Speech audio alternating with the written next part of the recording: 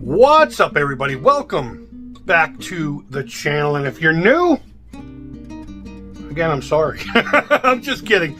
A couple weeks ago, we went a couple hours down the road and picked this thing up. I traded a Chinese Ibanez Universe for this that I'd gotten for free on the side of the road. There are videos to that guitar on the channel should you choose to go look for it.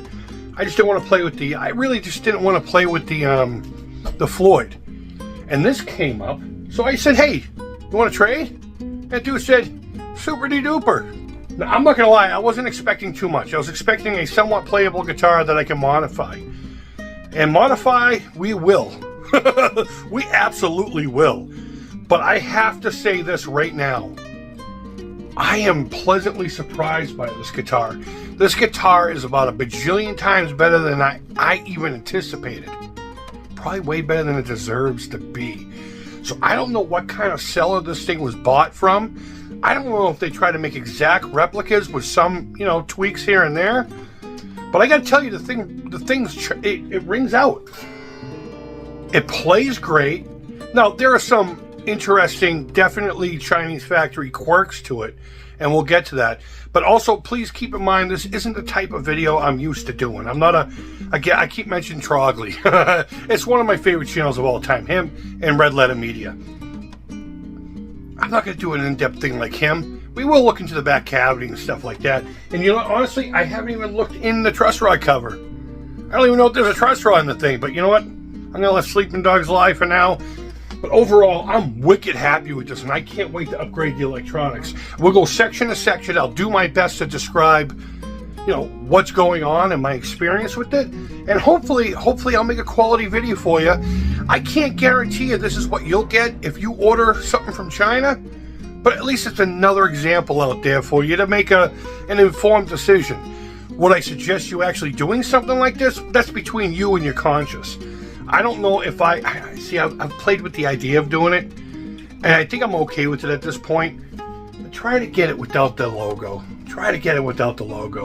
Last, please ignore the background. I'm revamping this space, and this space is going to be a streaming area for me on my gaming channel, and we will be doing more of our videos in here as well. But please be patient with the space, and let's just have a look at this bad Larry.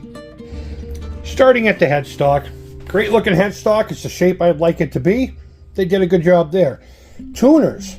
I would say they're 50-50. They're holding tune very well. And a good testament to good tuners is if you put the guitar down for a little while, come back, and it's pretty much still in tune. I think that's a good testament to the tuners, especially if you pick it up and start playing again and it stays in tune. Maybe more so that, actually. But for the most part, they work. They definitely feel like cheap Chinese tuners. I mean, they are what they are. They're everything, same thing that you see on almost everything. But they work. As far as the graphics concerned, you could definitely tell these were printed. There's a haziness to the edges of them that once you really get up close and look, it doesn't bother me. In fact, if I had my way, I'd get rid of the graphics. And of course, that right there. I think I'm just going to leave it be for now. Maybe get some kind of a sticker or something. Or maybe find a way to put not here, not in ESP. I don't know. I don't want to go around with this where people would think it's a real deal, and you never know what's going to happen. So, the nut, not cut very well. It's plastic, but that's okay. We can replace that. I'm probably going to get a tusk nut for it, maybe a bone. I don't know, but I might just get one of those tusk new bones or whatever they're called. But the nut itself, it's doing its job. I had to file them out just a little bit because two of the strings were catching when you tune. You know that ping it makes when you tune up sometimes? Yeah. As far as the fretboard and the inlay work is great. Now, do I think this is a legit piece of ebony? It could be. My best guess is it's ebonol, which is a manufactured wood that was used a lot in the late 80s and early 90s for a lot of import super strat guitars. Like Grand Prix comes to mind when I think of stuff like that. We had a really violently bright pink sapphire guitar here for the longest time. I eventually sold it on Reverb. That had an ebonol board to it too. But you know what? Overall, the fit and finish is great. look at these frets. I don't know if it's going to come across on here. First of all, look at how nicely rounded they were. And looking at the fretboard itself, it looks like these are cut that way to begin with. So maybe that's how a lot of these companies are getting away with that now. I know there's a lot of Amazon guitars that are coming with really nice rounded over frets. And the slot for the fret does not go all the way to the edge of the fretboard. So I'm wondering if the machine just cuts a space big enough, these go in, and it's just a matter of leveling them. But they're rounded over beautifully. Now, the size of the frets, and I don't think that's ever going to come across here. Let me get this up. They are what I would call fretless wonders. Think 50s Gibsons. I mean, they got slightly a little bit more height, but there's no real width to them. I really wish that would... Did I just spit on my guitar? I really wish it would have been bigger. I like what Gibson puts on, like a medium jumbo. But then again, I had an SG that all the frets were flat, and everyone said that was the best playing guitar that they'd ever put in their hands. But overall, the neck, the fretboard, works for me. This thing plays beautifully. Like, it feels like coming home. I've said that about other guitars. I think, honestly, this is my best playing guitar in the house. I hate to say something like that, but it is. And I think a lot of that has to do with the profile of the neck. This thing is bigger than a baseball bat neck. Like, considerably bigger. But you know what? I got big, fat paws. My fingers aren't all that big. They're sausage and they're stumpy compared to my palm. But I was blessed with really big hands in case, I suppose I had to smack a bitch. But seriously, this feels right in my hand. One weird thing about the width of the neck, and you can't see it here, obviously, but right here where the nut is like 2 or 3 mil narrower than right here. You can actually feel a dramatic bump. You only feel it on the top. Interesting. I didn't notice that because I've always had the guitar the opposite direction. But there's like a ramp bringing you to the actual neck here from, I think what happened was they cut the neck too wide and they just did this to make the nut look good. It doesn't affect anything. It just feels weird. Moving on to the body. I mean, the body is what it is. I couldn't confirm or deny any kind of wood. Yeah, I don't know. If it's got a really good weight to it, and like I said, it rings out. It's wicked resonant. Such a great sounding guitar too, acoustically. We'll get to that. I'm going to pass on the electronics for right now and go to the hardware. Leave a little bit to be desired. I was afraid of the roller bridge because sometimes a lot of these cheaper roller bridges kind of kill your tone. This one, it's fine. I mean, I do want to get a brass one. There's one that actually Guitar Fetish sells, that the whole thing is brass and it's just this big, massive block of goodness. So I might try to do that down the road. But, well, I got to measure the studs to make sure that it'll be compatible. But overall, the bridge and everything works just fine. Adjustment, I had to bring it down a little bit. I'm sorry, just the opposite. I had to bring the treble side up a little bit because when I first got it, you could not make a note in this whole register right here. So pretty much from the 12th fret down. You got one volume, one tone. James's guitar has 2 volumes, but 3-way switch, solid.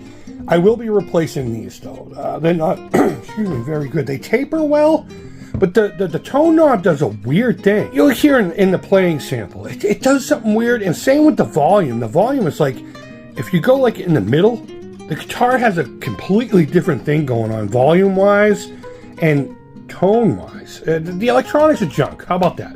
They're just junk. Going to the graphic, again, there's a little bit of a haziness around the edges. Nothing you can do about that, nor do I care. It is what it is. The electronics, the pickups. These pickups are absolute trash.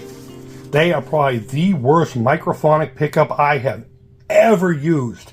The first guitar I plugged this into was my PV, because that's got balls.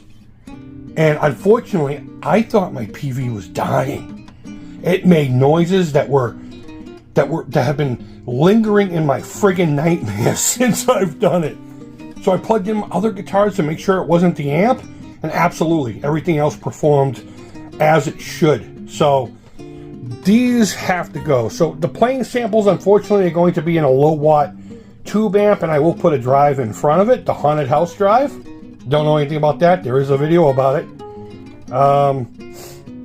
And we're just going to have to go from there. Some of the clean tones are okay. The dirty tones are all right, but these pickups are just probably the worst. And I know I said that about another guitar. Hands down, 10 times worse than anything I've ever played before.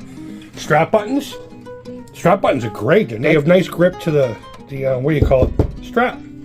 Overall, great guitar. Let me flip her over. Getting back to the headstock, you know, you recognize these tuners. They're pretty much on everything. If not, the other ones that are wide with that weird hexagon kind of look. The volute feels great. I love volutes. I don't know why Gibson stopped doing it. Work, money, I guess. There are some spots in the body that you're not going to be able to see or feel, where you could tell a tool kind of took a little bit out of it and they just sanded it soft and then painted over it. There's a couple of spots around here that does that. A couple of spots in the body too. This graphic definitely has a haze around it. But overall, I mean, it is what it is. I'd love to get a little picture of Lars Ulrich to put in here, because Metallica did not get any money from this guitar, and I'm okay with that. I am okay with that. So here's the back of the body. I mean, I don't know what more you need to see.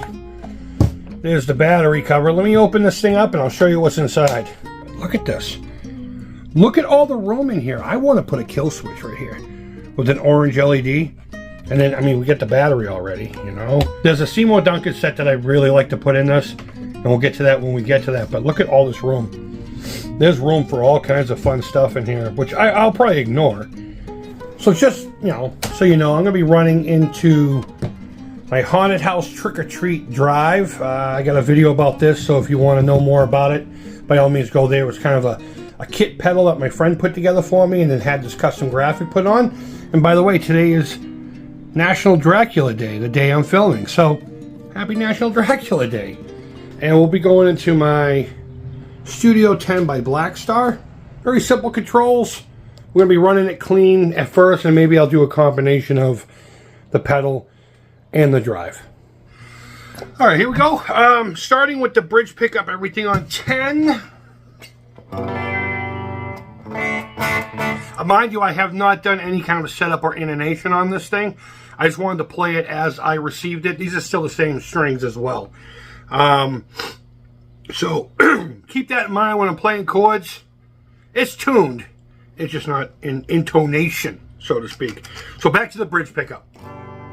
Even though I don't have the gain on at all, really, it still pushes the tubes. Turn it down a little bit, about halfway. Bring it back up. Engage the tone all the way.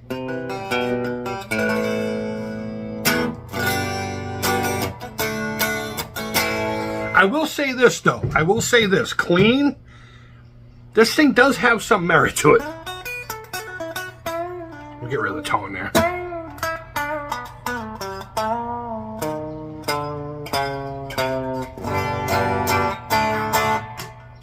Alright, let's put the sucker right in the middle. I brought the volume all the way back up. Really nice, chimey.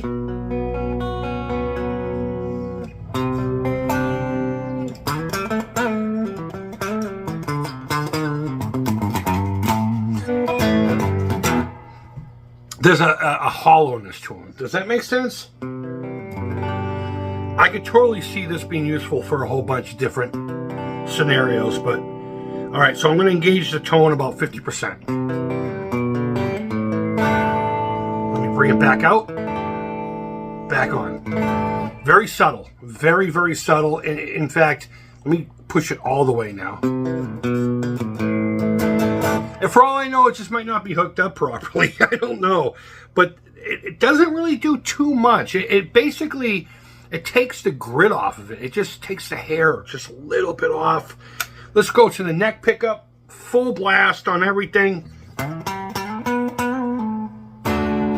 Go back to the G chord so you can get a comparison from earlier. It's got itself a little bit of chime going on there.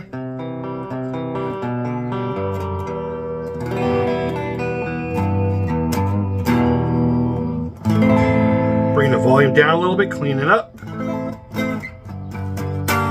Clean, they're not bad. Let's engage the tone about 50%.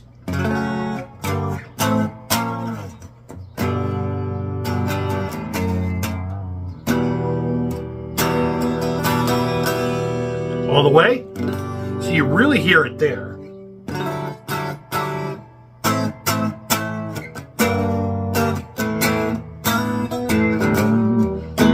There you go. I mean, that's clean in a nutshell. Let's drop the drive on there. I have the gain probably about 80% on, and the volume is pretty much at unity. I can't really tell you much about the controls because they don't really work like a regular drive. It's not like I could say the low is here and the high is here. You just have to deal with it. Let me get everything up. Now, it's not going to be the hottest, the hottest sound.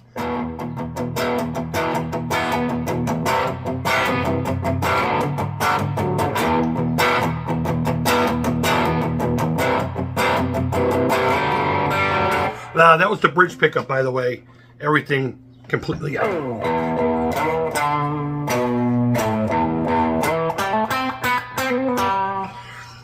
Now that you get a little bit of drive onto it, it's not as nice. You go to the middle pickup. We'll play around with the volume and stuff here in a minute, but that can be a useful sound.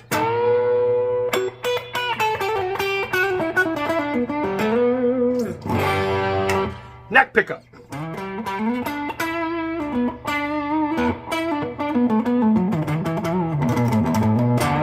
Sounds like kind of a fat single coil, really. It's not very humbuckery to me, although it's got a fullness that a single coil doesn't have. It's kind of bizarre.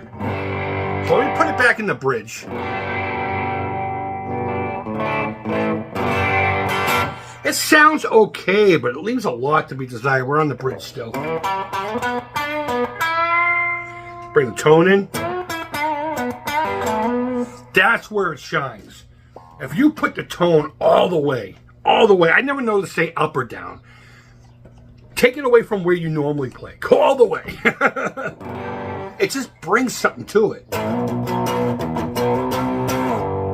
It has a little bit of hair and it gives it a little bit of fatness. I honestly think I just backed it off just slightly so you can get more of that crunch. I honestly believe the bridge pickup sounds better with the tone on. Let's go in the middle, exact same settings.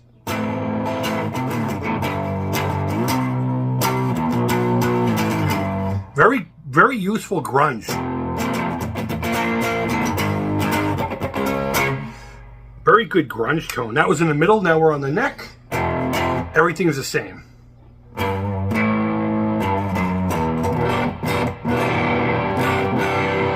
You know what? Just for fun, let me turn the overdrive on the amp. There we go. I have the gain on the amp at about 75%. Like 1 o'clock. Left the pedal exactly the same it is. Ah, man. Pick's getting thin.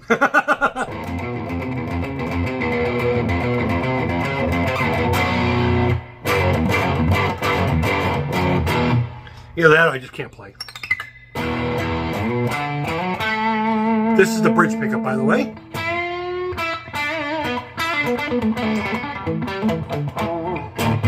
It just introduces so much junk into the sound, so might as well go in the middle.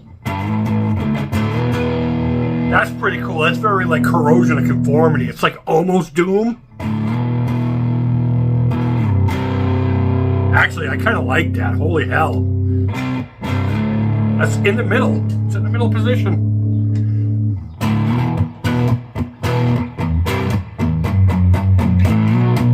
No.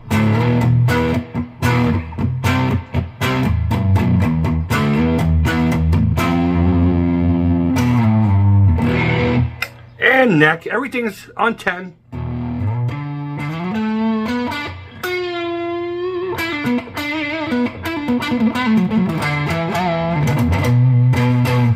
So So there you have it. That's the counterfeit ESP elk skull James Hetfield, whatever you want to call it. I can't confirm what kind of wood it is, but overall the thing, it feels great.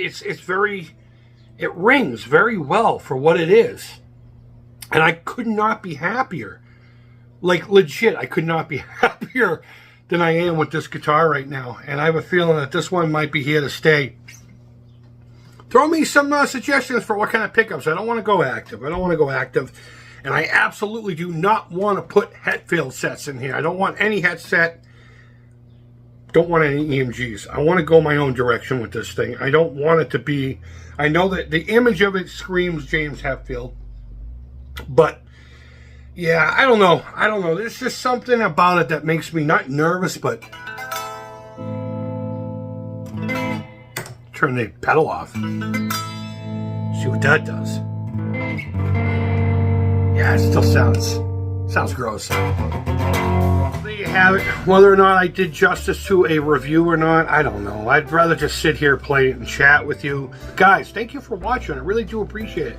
Let me know what you think about this. And if you have any Chinese knockoff guitars, bootlegs, counterfeits, let me know in the comments which ones you have. And give me a brief, how you like it and what you found good and bad and the ugly about it. This thing has way more good than it freaking deserves to. And I'm really happy. I think this sucker's going to stick around for a while. Let me know what kind of pickups. No headset. None of that crap. I want to stay away from this thing's identity. I want to make it my own. I have an idea of a Seymour Duncan set that might surprise you. and I might just go that route. We'll see.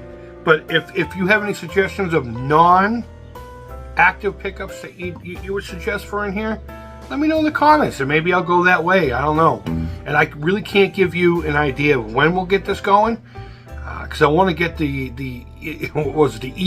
EVH-V going before I do anything to this guy. And if you haven't seen that, that's my previous video. We did a tease video about it. So, guys, thank you so much for watching. Wherever in the world you are, I hope you're doing well. Guys, it's Memorial Day. Thank you to all who have served, especially those who gave everything so that I can be here to do stuff like this. The cost of freedom is so huge, and those who pay it, God be with them. And if you have served, thank you. My love and respect to you.